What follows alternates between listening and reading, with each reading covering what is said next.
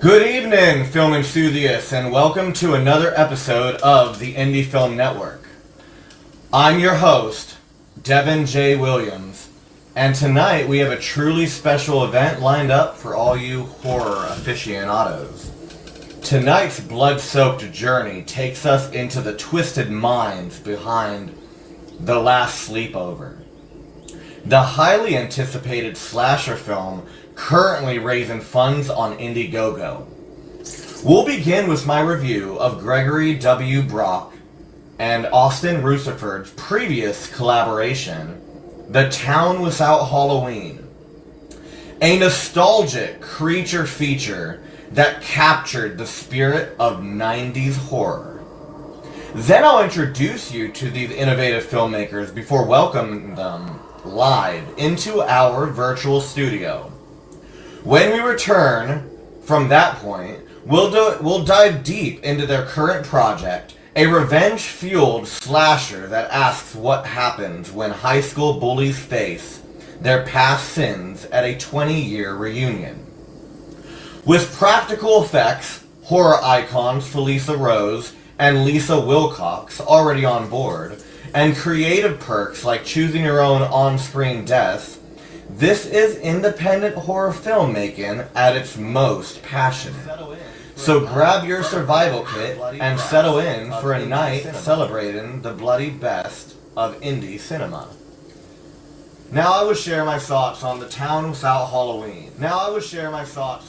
A film that perfectly showcases why I'm so excited about what these creatures or creators are doing with their newest project.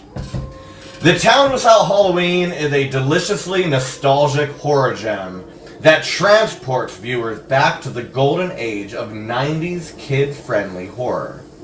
Director Gregory W. Brock has crafted a supernatural tale that feels like a lost episode of Goosebumps met The Twilight Zone, and decided to throw a Halloween party with elements of Puppet Master mixed in for good measure.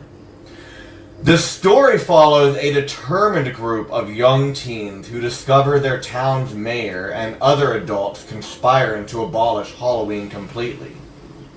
What begins as typical small-town politics quickly spirals into supernatural territory as these kids uncover the sinister force behind the anti-Halloween sentiment. Blue ooze emerging from townsfolk's mouths, mindless chanting about Halloween being the devil, and adults behaving increasingly erratically create an atmosphere of escalating dread that perfectly balances humor with genuine creepiness. What elevates The Town Without Halloween beyond typical direct-to-video flair is the impressive performances from its young cast. These kid actors carry the film with authentic chemistry and reactions that make you genuinely invest in their mission to save both their town and the holiday itself. Their performances never feel forced or overly precautious. They're just kids trying to make sense of increasingly bizarre circumstances. The special effects deserve special attention, particularly a standout transformation scene featuring a character caught between a human and werewolf-like monster ravenously devouring everything in a refrigerator. This sequence embodies everything great about practical effects in horror. It's simultaneously humorous, disturbing, and weirdly compelling. The makeup work throughout evokes the tactical quality of 80s and 90s creature features before CGI dominated the landscape. What makes The Town Without Halloween truly special is its tonal balancing act. Like the best episodes of The Twilight Zone, it creates a reality just off-kilter enough to be unsettling while maintaining internal logic. Similar to Goosebumps, it knows exactly when to inject humor to release tension without undermining the stakes. And reminiscent of Puppet Master, it understands that sometimes the most effective horror comes from corrupting the familiar into something monstrous. The film's narrative keeps viewers pleasantly disoriented. You understand what's happening moment to moment without being able to predict where things are headed next. This creates sustained suspense that makes the eventual resolution all the more satisfying. When our young heroes finally uncover the full extent of the supernatural conspiracy and rally to save Halloween, it delivers a genuinely liberating conclusion that earns its triumphant tone. The Town Without Halloween is a love letter to a specific era of horror that understood how to frighten young audiences without talking down to them. It recreates that indescribable atmosphere where eerie locations, unexpected creatures, and ordinary kids in extraordinary circumstances combine to create something greater than the sum of its parts. For viewers who grew up devouring R.L. Stine books or renting creature features from video stores, this film will feel like reconnecting with an old friend, one who still knows exactly how to give you goosebumps. And now, having experienced The Town Without Halloween, it's easy to see why these filmmakers have made such an impact in independent horror. Let me introduce the creative minds who will be joining us shortly to discuss their new exciting project. Gregory W. Brock has built a reputation for crafting horror stories that balance genuine scares with compelling characters. His distinctive style shines through in films like Hillbilly Bloodbath, Kill Granny Kill, and of course, The Town Without Halloween. What fascinates me about Gregory's creative journey is how seamlessly he moves between worlds, creating nightmare-inducing horror films while also writing charming children's books like Dewey the Drone Takes Flight and The Princess and the Incurable Hiccups. This range shows his deep understanding of storytelling that connects with different audiences on an emotional level. Alongside him is Austin Rutherford, a Harlan County, Kentucky native whose path through filmmaking speaks to his versatility and determination. Starting in community theater before moving to film, Austin has worked on everything from grassroots indie projects to mainstream productions like USA Network's The Sinner and the Kentucky-based true crime drama Above Suspicion. As founder of Wicked Vision Productions, he's been creating authentic Southern-flavored stories since 2010, bringing a genuine regional perspective that gives his horror work a unique sense of place. Together, these filmmakers represent what makes independent cinema so important. They have the freedom to explore bold ideas without studio constraints. They remain dedicated to practical effects that give their films real impact.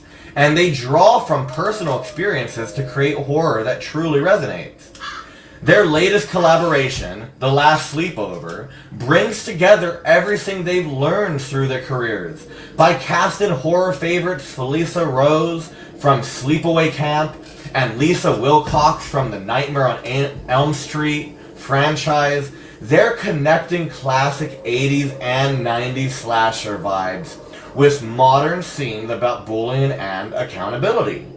The premise, former high school bullies facing deadly consequences at their reunion, taps into universal fears while showcasing the practical effects both filmmakers clearly love. Now, we'll be right back with Gregory Brock and Austin Rutherford after this short 5 to 10 minute break, maybe sooner. When we return, we'll dive into The Last Sleepover and learn how you can help bring this exciting slasher vision to life. Well, that was something. Yeah, but you know what? I think we have something even better in the works. It's a bold claim. Care to back it up? For sure. Hey everybody, I'm Greg, and this is Austin. We're here to introduce our new film project, The Last Sleepover. It's kind of like Mean Girls meets I Know What You Did Last Summer. Plenty of suspense, lots of dread, and a ton of horror.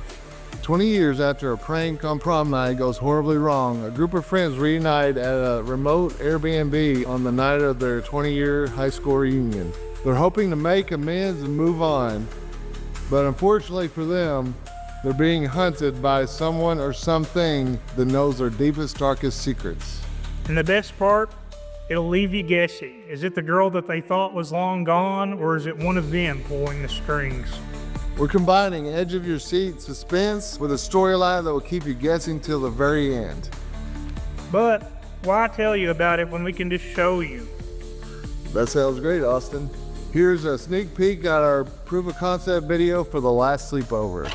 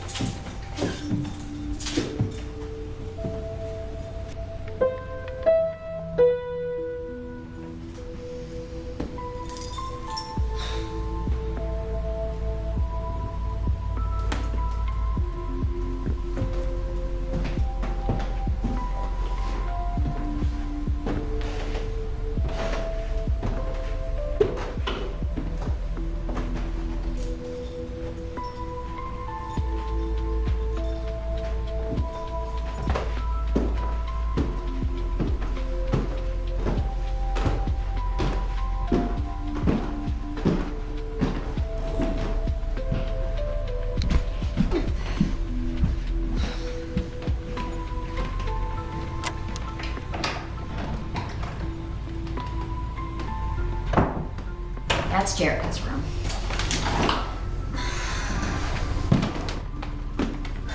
Oh, definitely not.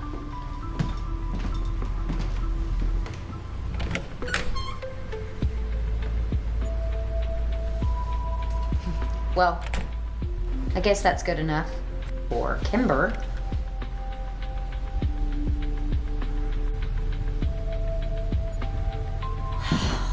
Nice.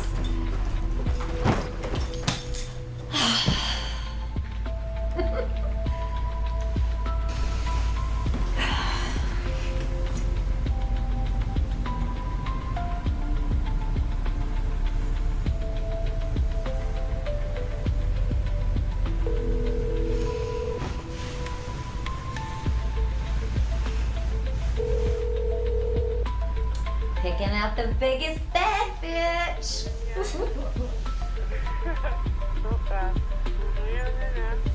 Kimber, you know I hate those damn things. The only thing they want to talk about is who has the biggest dick. It makes me sick.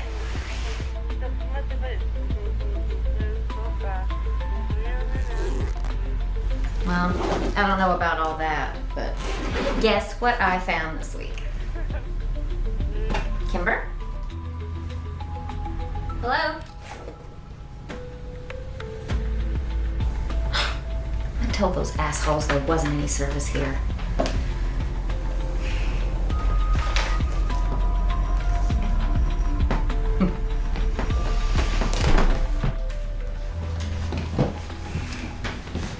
Of course, still no service. What a dump.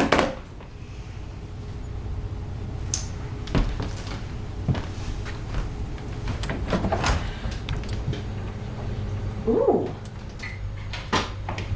Nice. Finally something good. Corkscrew, corkscrew, corkscrew. Got it. Glasses.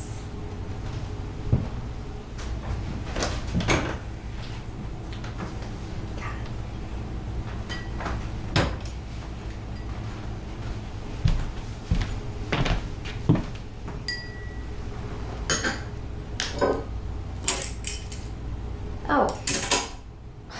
Geez, Aaron, it's a twist off. the cheap stuff. Of course it is. Get it together.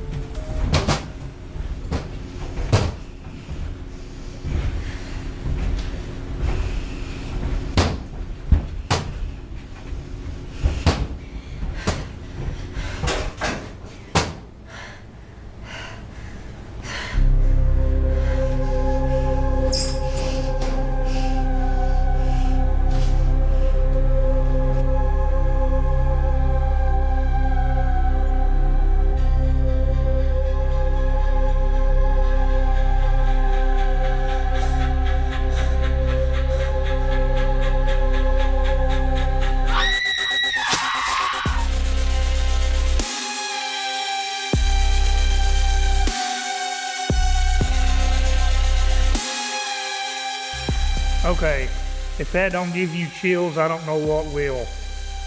Now that you've seen what we're aiming for, this is where you come in to help us out.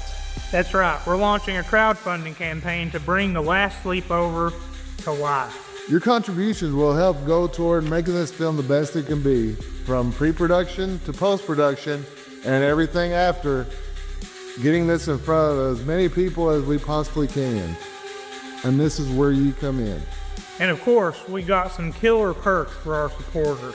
We get access to exclusive behind-the-scenes content, VIP passes to the premiere. You'll get to work with on-screen legends in the horror genre, and you can be part of it all and get your name in the film and on IMDb. Plus, you'll have the satisfaction of knowing that you helped create a horror film that people will be talking about for years to come. So if you're ready to join us on this journey, go ahead and link up to our Indiegogo campaign and join the journey. You'd think that Scarlett's here in this theater with us? Probably. Guess we should have brought more popcorn to share. We're back. Joining me now is Gregory W. Brock and Austin Rutherford. Gregory, Austin, welcome to the Indie Film Network. And first and foremost, before we begin, I have to say that after reviewing The Town Without Halloween and seeing what you put together for your current campaign, I'm genuinely excited about where you're taking independent horror. So, I'd love to give you both the floor for a moment. Anything you'd like to share with... Is there anything you'd like to share with everyone watching tonight before we dive into specifics about The Last Sleepover? Yeah, and I want to just thank you for having us on. We've been really excited about it, the last few days. we love your show, and we know that you're doing great things for indie film. We appreciate that. Thank you, man. I appreciate that too. But I really thanks for the insight, man. And both Gregory and Austin, I appreciate you both taking the time to join us tonight. Before we get into specific questions, I just want to mention that I've structured our conversation for both of you to address together. Feel free to alternate answers, jump in when something resonates with either of you, or bounce ideas off each other. This conversation is about your creative vision, and we'll explore it together. All right, sounds great. Yeah. Good. So let's start with first and foremost, what inspired The Last Sleepover? This concept of former high school bullies facing deadly consequences at a reunion had both nostalgic and timely elements. And what was the genesis of the story, or the inspiration? Then why did you feel it needed to be told now? I think a lot of it had to do with, I was a big fan of Scream, and I Know What You Did Last Summer, The Burning, Prom Night, all these revenge type of movies that, turned into whodunit. Yeah. That was a big inspiration. Also Mean Girls, because, I'm a fan of Mean Girls also. Yeah. And just merging the two just seemed like the right fit for this. Yeah, it sounds good. I really like the combination. Scream, Mean Girls, I Know What You Did Last Summer. That's awesome. One thing that immediately caught my attention in your campaign is the name of the high school clique, the Pastels. That specific that specific detail feels meaningful. Now, what does this group name represent thematically, and how does it connect to the visual language you're planning for the film? So the name for the Pastels, obviously, it's a little bit of an homage to Mean Girls that influenced it. But when Greg and I went about writing the movie, thematically, it actually kind of derived, or at least come full circle, from us. Basically, each of the characters within the core group of the Pastels are actually based off of the 5 stages of grief. Like their personality traits and like their character arcs have to do with like their, each of the 5 stages. And so we kind of come up with the idea to do the Pastels because when you see the scenes in the movie of the group, like when they're in high school and when they're like at the top of the food chain and they're popular, their colors and things that they wear are very vibrant and pastel, obviously, but then sort of thematically going along with their arc, when you get to the adult versions of them, not only do they act very different, but also their clothing is pretty much all the pastel colors that's like washed out. Okay. And so, it's darker to kind of fit their arcs as they went along, and as they went this time, hiding this secret. And sort of, we wanted to kind of do that artistically to kind of, help to, I guess, sort of express and show sort of what exactly them hiding that secret had did to them after all that time. All right. Okay. That's good. Now, I noticed you secured Felissa Rose from Sleepaway Camp and Lisa Wilcox from Nightmare on Elm Street 4 and 5, for this project. Now, 2 iconic figures in horror. How did they become attached to the film, and what has their involvement meant for shaping the characters and overall vision? Yeah, I've always wanted to work with Felissa. She's an absolute sweetheart. Everybody that's worked with her said that, she just made the energy high and fun on set. So I definitely knew that I wanted her in my project, or our project. So I actually went out and first, one of my friends, he's actually our audio sound mixer for the film, and he's really good friends with her. So he kind of got the ball rolling for us, and it just kind of merged from there as far as Felissa. So we started molding her character, which is Talia Lopez, based on, something that would give her more to chew on, because she is one of the leads in the film. So it's not just a cameo role for her. Yeah. It's something that actually gets to grow with as it goes on. Lisa Wilcox I actually worked with on Blood on the Bleachers, which is Chase Dudlett's film. And I just saw what she was able to do there, and it just seemed like the right fit there also. Okay. And, and plus with Greg and I kind of being the Scream fans that we are and the Wes Craven fans that we are, it only made sense to try to incorporate Lisa since, she was involved with Nightmare on Elm Street and the franchise later on. Yeah, excellent choice. That's a great choice for sure. Now let's talk about practical effects for a moment. I really like those practical effects. They're really good. I really enjoyed the town without Halloween. That was actually it was a surprise. I was just gonna watch one of y'all's films, but I really genuinely enjoyed it. It was awesome. I'm glad. Yeah. Thank you. I noticed those figures in the background right there. Is that from the film? Yeah. Yeah. Them right there. Are, two of the squad ones. Two of the Scream web ones. Yeah, they were. If you've seen the movie, whenever you go to the, anytime you see the villains later or whatever toward the end, you can see these guys moving around in the back. So yeah, it reminded me a little they're of. actually animatronic. They do things when they have the batteries in them. So Okay. They reminded me of the Gremlins a little bit. Oh yeah.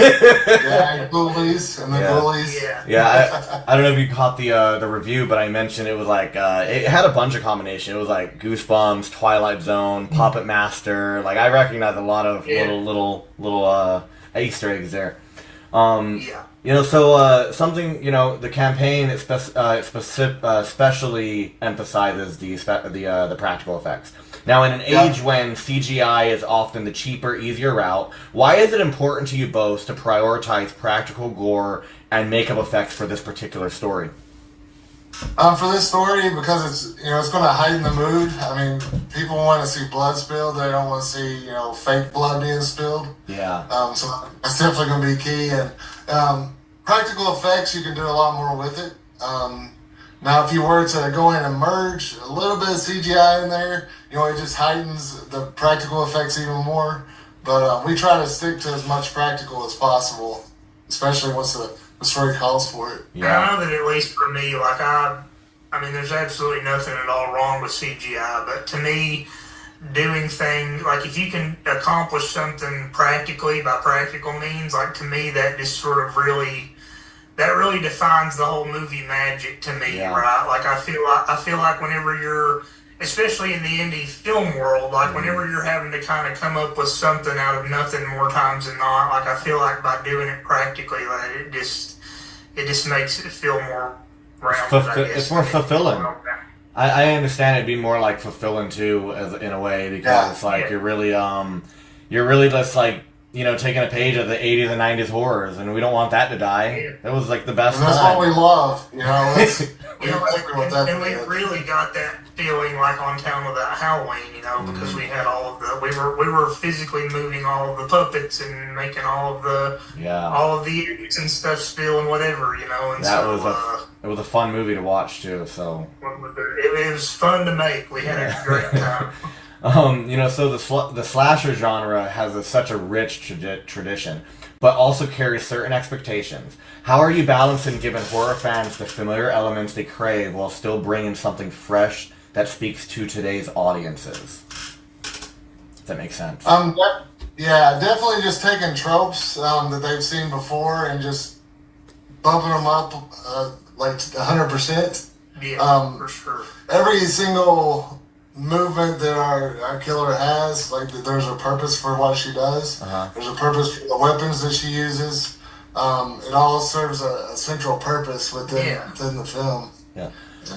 And and whenever Greg and I were writing the movie for this one, we were going through and we were kind of just hashing things out, and we were putting scenes together, and we were coming up with scenarios, piecing them together, and every time we felt like we would get to a place where maybe it was sort of riding into those tropes or those things that you expect, we'd say, okay, like, why don't we switch it up a little bit, and like throw misdirect in there, or maybe change it so that it wouldn't be exactly like cookie cutter of what everyone's seen before. And so we're hoping that'll kind of resonate on screen and, hopefully keep people invested to the point where they're like, oh, that's something different. especially the finale. Yeah. That finale is something that I think it's like our cast doesn't even know what the ending is yet. So That's great. yeah, I think.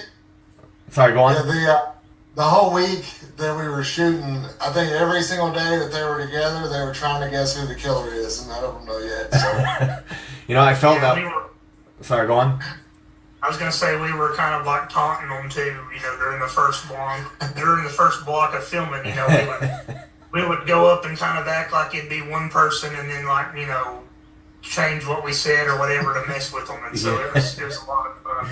That's awesome. I actually had the feeling with so it was interesting with the town without Halloween, because I was watching that and it had a lot of familiar elements, but it had so many unexpected twists that I didn't see coming. So it's like it was like familiar territory while also something completely new and fresh. So it was a unique experience. It was like just watching a new episode of like The Twilight Zone just for modern day or something. Yeah. That's definitely what we were going for. Yeah. Jacob, which I wish he could have been here with us, because we're a cohesive unit. We call ourselves the Three Amigos. Yeah. And he's actually finishing up The Art of Killing. So we'll be releasing that soon. Yeah, because it's normally Greg and Jake. It's normally Greg and I and Jacob Ennis, you know, our buddy that helps us with Andy Carnage, and then our buddy Heath, who's the other producer. Yeah. He's producing The Last Sleepover. He also produced The Town Without Halloween. Heath is also, if you've watched The Town Without Halloween, Heath is Sneedley in The Town Without Halloween. So okay. Who is Sneedley again? Was he the head Squeblin, the chief Squeblin? Chief Squeblin. Okay. He's mayor's assistant. The mayor's assistant. Okay, I remember. Yeah. But so you know that is sort of the which we have tons of other people who help us, but it's like that's sort of the core group when it comes to Candy Carnage, and and so Greg and Jacob wrote The Town Without Halloween. And then, you know, Greg and I wrote this one, so okay, kind of just switched a little bit. You know, I'm really fascinated by the setting of an Airbnb for this reunion sleepover. Now, it creates this interesting dynamic of familiar people in an unfamiliar space. What storytelling opportunities does this contemporary setting open up compared to traditional slasher locations? Not necessarily. It opened up the opportunity for us to have to be really creative, I believe, for one, because, you know, once we started writing the movie, like we knew from the get-go, because, you know, this whole movie derived from an idea that Greg has had, you know, on his computer and in his mind for 10 years, you know. And then, you know, Greg, we had finished up The Town Without Halloween, and then, you know, as with any filmmaker or whatever, we were instantly like, you know, what are we going to do next? And we kind of threw some ideas around, and Greg said, hey, I'd really like to, you know, act on this and do this. I've had it in my mind for a while. And so we started, you know, collaborating. But when we were working on the script, you know, we knew that it was going to be the Airbnb setting, but like something that I guess maybe didn't anticipate at first is like, you know, they're all in an Airbnb, but then it's kind of like, how do you have a mass serial killer running around and they're all in one place? You know what I mean? And so it caused us to have to think outside the box in the sense of like, how do you kind of, you know, how do you separate the scene from, you know, how do you separate people from the killer? How do you keep them, you know, how do you kill them without the other person knowing, you know, all in that confined space? And so it really made us have to think kind of outside of the box to try to come up with ways to just make it seem like it would make sense and like it could really happen in real time in that space. Okay. So you guys are currently filming The Last Sleepover, right? It's like, okay. Yes. And it's like simultaneously you have the Indiegogo campaign. Is that how... Okay. Now that actually brings me to the next question here, because I did want to talk about the perks for a moment. You know, so your Indiegogo perks include some incredibly creative options like choose your own death and screen-worn costumes. Now, what was your thinking behind designing these kinds of immersive perks that literally put backers into the film in different ways? Yeah, the biggest reason that we did that is we wanted to give everybody the opportunity that maybe have not been in front of the camera or just haven't been given the opportunity that they've always wanted to achieve, like getting killed in the film.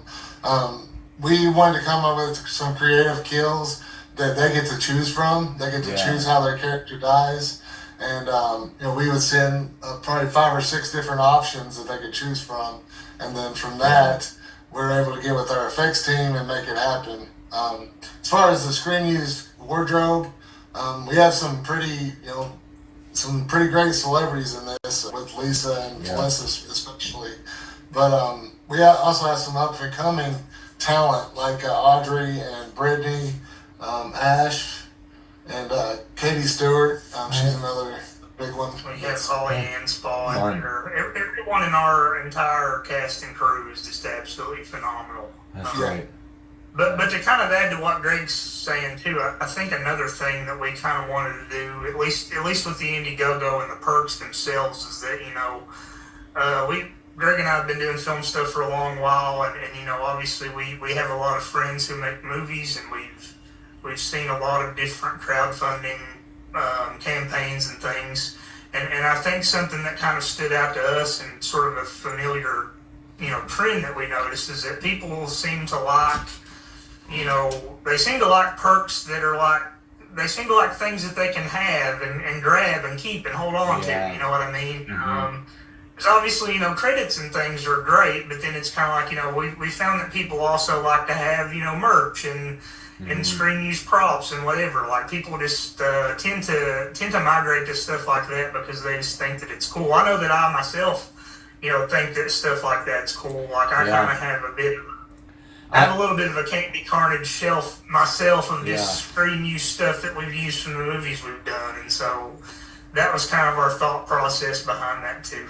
I like to choose your own deck. Like, that's a great option. Like, I have thought myself that I would love that perk. So it's like, whenever you think of like, oh man, this is a perk I would love, let's use that. I get it. Exactly. Yeah. So, I noticed the premise touches on bullying and its lasting consequences. Themes that resonate deeply today. How are you approaching these sensitive topics within the framework of a slasher film? Is there a moral perspective the story is exploring here? I suffered through bullying in my early years of school until I started standing up for myself. But that's something that I, personally had to indulge in, making sure that everybody has a voice. I think that a lot of people are bullied. School kids are mean people. Yeah. A lot of time. And, just something that's going to hit home for a lot of people was something that we really wanted to push forward and give purpose for what was going on and why she was doing the things that she's doing, as far as it goes. Okay. So don't bully people, or else Scarlett will get you. Yeah, you don't want that to happen. So, what has been the most challenging aspect of pre-production so far, and how has your previous collaboration on projects like The Town Without Halloween prepared you for this new venture? I think pre-production really hasn't been too bad, because Greg very much so knew exactly kind of what he wanted, from the get-go. He knew exactly where he wanted to go with the story. He knew exactly kind of the trajectory that he wanted and the point that he was trying to get across. And then Greg and I actually, which, we had some other help too, like Jason Crow, our first AD, like he had kind of aided in the process, as well as some of the other producers. Yeah, PJ Starks. And Heath, that we had mentioned before. But we all sort of cast the project ourselves. Like we had put out the casting calls, and we had pretty much sat through all the auditions and sort of sent the auditions back and forth to one another until we found the cast members that we wanted. We ended up having like a ton of submissions. I mean, we had probably over 500 submissions for people that had auditioned to be, in the film. But, we went through all of those, and like that was a little tedious, but it's like we landed on people that we felt were perfect, and really 'cause, we are in production. Like, we have shot one block already for a week, and I mean, I can vouch, and Greg probably can too, that even we thought that they were all great, all the cast members were great when we cast them, but like when they were in the space, like Together, in the space, saying the lines, like, I mean, it's more than I could have ever even imagined, which is great. But bringing it back around, it's like that part was fairly easy. I'd say probably the only, the biggest challenge that we've had this far is just the weather. Because we went down to Indiana to shoot the first block, and it literally just poured the rain from the time we got down there until the time we left for the whole tornado warnings. We were all huddled in the bathroom at one point just as a safety precaution. And that affected like some of the choose your own death backers and things, because some of them couldn't really make it into the weather and the flooding and stuff. So we'll put theirs up to the next block. Yeah, so challenge wise, that's kind of our biggest obstacle thus far, is just fighting with the weather. But we have a really great team, and we have an awesome crew that's doing all the planning and everything, and so we're kind of adapting and working around that as best we can. Weather can definitely put it definitely can mess some things up. It did in the Tell That Halloween too, because we were shooting in like -10 weather with all those kids, so we had to keep shuttling them into the heat. It's the one thing you can anticipate. kind of a funny, quick little behind the scenes story about the weather on the Tell That Halloween. There was one night, if anyone's seen the movie, there's the scene with David Haney, who's sort of like he's homeless, and he lives in this box, outside, and a Squeblin comes in and attacks him or whatever. But as we were shooting that scene, none of us wanted, it's like 2 degrees. None of us wanted to like get down in the box because it was cold and everybody's joints and everything were hurting. Yeah. And by the time we got to like the end, like we were all like fighting each other, like trying to get down in the box to shoot, because like it was like 15 degrees warmer because there was no wind chill or anything. And so we were all like fighting each other, trying to get into the homeless, man's box to shoot the shots. That's crazy, man. So now looking at the budget breakdown in your campaign, I noticed the emphasis on location and production design. Now, how important is the visual atmosphere for this particular story, and what are you hoping to achieve with the look and feel of the Last Sleepover here? Definitely the Airbnb location that we had, it's its own character. The physical location, you could actually look at it and just say, hey, that looks like it would be in a horror movie. And, it was just perfect.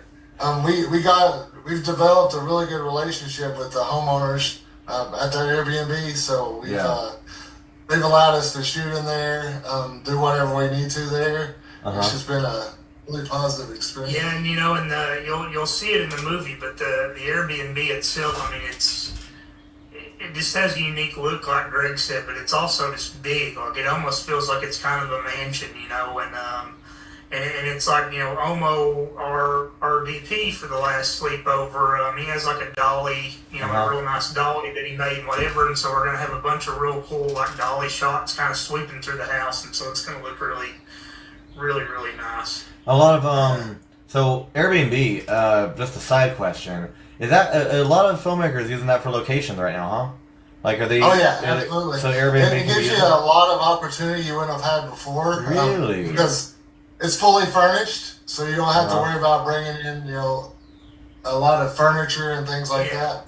Like you don't have to worry about a set deck. And another cool thing is that, you can kind of essentially just look around until you find what you need, like look-wise. You have all these different options to choose from, and not great. It's like shopping for locations. Like not every single one's open to the idea, but every now and then, if you talk to them, you kind of look up and they allow you to film there and stuff. Just being transparent is key. Communication's the biggest thing. Just let them know what the need is, and, who all will be there, what you'll be doing, whatever. It tends to kind of work that way. Like transparency. I get you. So for viewers who might be new to independent horror, why should they care about The Last Sleepover? What does a project like this offer that they might not find in mainstream studio horror? The biggest thing is the female element, because we have, almost a whole cast is female and women, and that gives a different approach. Our killer is a masked killer, but female. Oh, so you got a You don't female see killer. very often. Yeah. Okay. Yeah, which you don't see very often. Yeah, At you least don't. a mask. I'm not seeing like Scream or something like that. But something completely dedicated to a woman being behind the mask. I like that. So the campaign mentions this film as a bloody throwback to classic 80s and 90s slasher films. Beyond the obvious nostalgia, what elements from the golden age of slashers do you feel have been lost in contemporary horror that you're hoping to recapture? I think at least, this is speaking more so personally probably than it would be as a whole, but I That's know fine. that with this project in particular, like Greg and I, as I mentioned earlier, we're very big Scream fans. We're very big like Wes Craven fans. Yeah. Greg kind of touched on this earlier, but it's like, something that we kind of did that is something that Wes Craven kind of did a little back in the day, but, none of the cast members know the ending of the movie. They don't have the third act at all. They do not have the third act, and so none of the cast members know the ending of the movie. They do not know who the identity of the killer is, and so that's at least something kind of from the playbook that we are very, very adamant about, in the sense that we feel as if holding that information back from them helps us to get like a more genuine reaction. I agree. Yeah, because they all think that they could be the killer, so they're going to portray them. Yeah.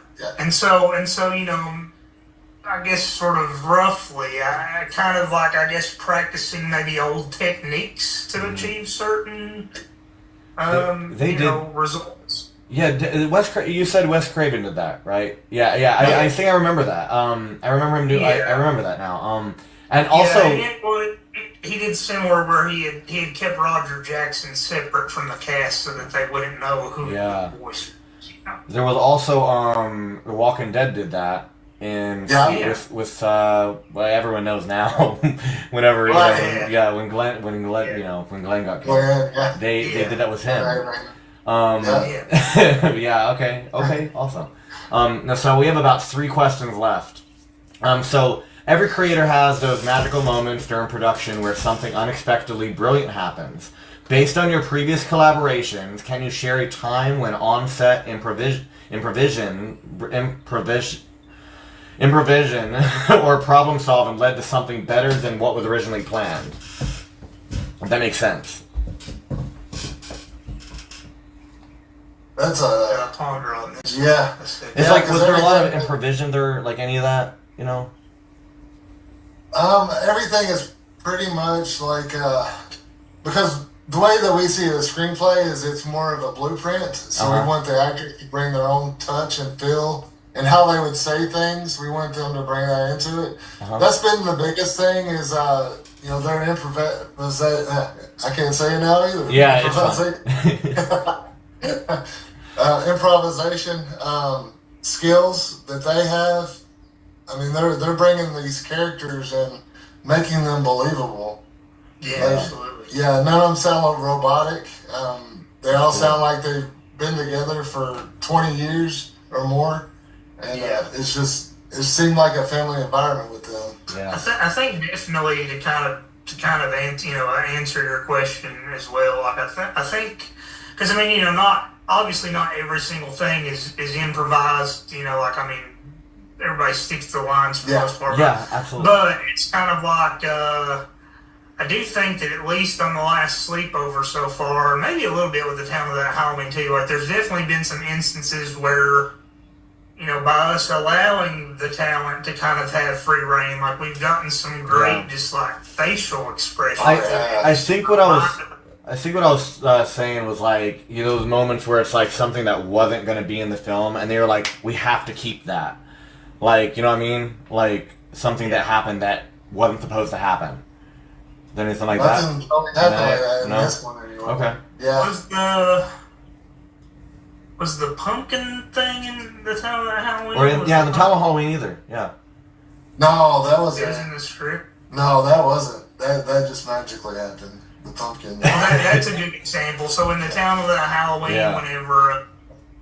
whenever you know the Halloween abolishment force is burning all the Halloween decorations, we were just burning stuff and just chucking all these random Halloween decorations from the chute into the fire pit, and then the pumpkin, one of the jack-o'-lanterns that we threw in there, like it just caught on fire, but like it didn't like immediately burn, like it just sort of like started burning from the inside. Yeah. And we were all like, shoot, this looks cool. And so like we just got like a big long shot of it or whatever, you know, as a take, just as some like B-roll, like it ended up being in the movie, and it's actually like the thumbnail on a lot of the streaming stuff, you know, the flaming pumpkin. So Okay. that was kind of a happy accident, I guess. All right. Awesome. You know, so, you know, what's the one thing you most want potential backers to understand about The Last Sleepover that might not be immediately obvious from the campaign? You know, why is this project personally meaningful to each of you? I'd say the biggest reason for me would be, you know, this is something that I've pondered for 10 years now. And it's something I've always had in my head, even down to the weapon that she uses with the umbrella, with the retractable blade. It's just something that, I don't know, it's just been kind of resonating with me for so long, that to see it finally being born and seeing it on screen, seeing it as it's happening, it's just something that's, you know, almost poetic to me. Yeah. And it's just been an amazing experience already, and you know it's growing. You know, we've already been written up in several horror movie Publications online. Okay. Very thankful for that. And I think too, like again, this may be more so from a personal standpoint, but I just, as someone who's helped Greg with this from the start, you know, because it started as a conversation between Greg and I. We had went to film with one of our buddies, and he had just sort of spit the idea at me, and then, you know, next thing you know, we were writing the script, and we were in pre-production, and then, you know, here we are, fast forward a few months later, and we've already got one block of filming in the can, and, you know, but you know, I think that it is something, or will be something, that just deserves to be seen. Solely based off of the fact of just like, I feel like all of the creative like involvement that we have in this film, like from all of our producers, from PJ, Jason, Jacob, you know, Heath, like, and all of our cast and our crew. Like, I feel like, you know, as someone who was there the entire time during the first block of filming too, I feel like this cast and crew that we have are just some of the most talented people that I've ever seen, you know. Absolutely. And I really genuinely feel like they're, from the talent to the crew, I feel like everybody is just Very cohesive. Very cohesive, but I also just feel like they're very much so like putting everything that they have out there, and, you know, giving it everything that they have, and Yeah. you know, in that regard, I think that it's just something that it's a labor of love. You know, it's kind of become a passion project for everyone involved, and so everybody's giving their to be seen. Yeah, everybody's giving their blood, sweat, and tears to it, and it's Yeah.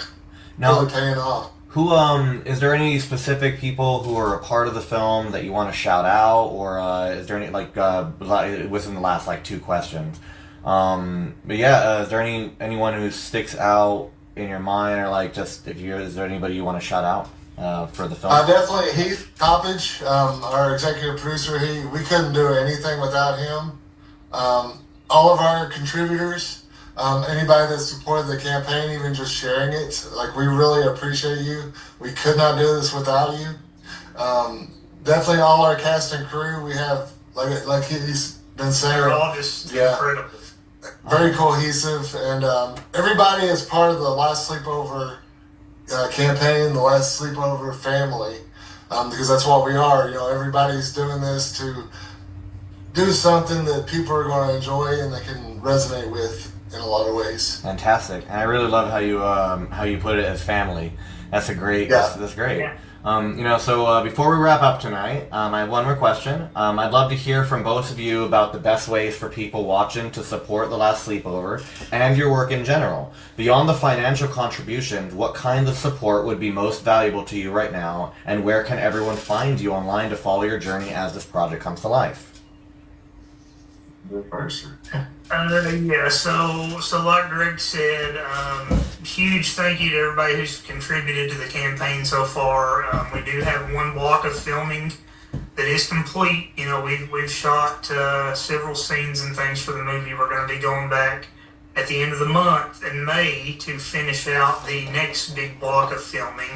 The campaign will stay up and active during that time, and so and we actually plan, given that our campaign was fortunate enough to be put in demand on any Indiegogo, we do actually plan to leave it up until we go into complete post-production. And so if maybe you haven't been able to contribute to the campaign, or maybe you've just had stuff going on and haven't been able to check it out yet, there's still plenty of time for you to get involved. We got a bunch of cool perks on there. I've been holding this the whole time, so this is very significant in the film, too. That causes everything. This doll will be featured in the movie. Wow. These are, I guess this is technically one of the screen used ones, Yeah. but then we're also going to have replicas of this doll as well. But we have dolls, we have tumblers, we have, screen-used wardrobe that's been worn by the pastels. We do have screen-used masks available. I think there's only one left. There's only one left. So if you're interested in getting a limited screen-used scarlet mask, be sure to hop on that. But yeah, so I would say probably the biggest thing, at least at the moment, would be just checking out the campaign. Yeah, sharing the campaign. Sharing the campaign. If you can't, financially contribute, no worries, because, it's tough times we're living in. We totally understand. But, I mean, even just sharing a Facebook post or sharing the link or something to one of your friends, I mean, that means the world. Yeah, and you can also find me under Gregory W. Brock on Facebook. You can find the Last Sleepover Facebook page on Facebook. Just look up The Last Sleepover. Yeah, and so that's the official page of the movie, and so that's where we post all of the updates about shooting and production, and then we also we'll be posting new perks and things as we go as well. And then you can find me on Facebook under Austin Rutherford, and then I'm also on Instagram under Movie Dude 44. And I also have. We don't really Last Sleepover is kind of a co-production of my production moniker, even though I don't ever really mention it, but I also have Wicked Vision Productions on Facebook as my own personal company. So yeah. Okay. If you would. Awesome. Yeah, I appreciate you guys. Thank you both for sharing. You. Yeah, thanks for sharing these insights into The Last Sleepover, and I'm excited to see these projects come to life. And if we can help spread the word or help make connections for you both in the indie film community, please reach out. We're passionate about helping other creators with their unique visions and doing what we can to support them along the way, when they need it. And thank you so much for doing the God's work, getting the word out there. We appreciate you. Gregory, Austin, it's been a pleasure. For viewers wanting to support this project, links to the Indiegogo campaign will be in the description. I'll also comment them, and best of luck ahead, and we will chat again soon. All right, guys? Appreciate you. Hey, thank you you so all. much. Thank you. Thanks, guys.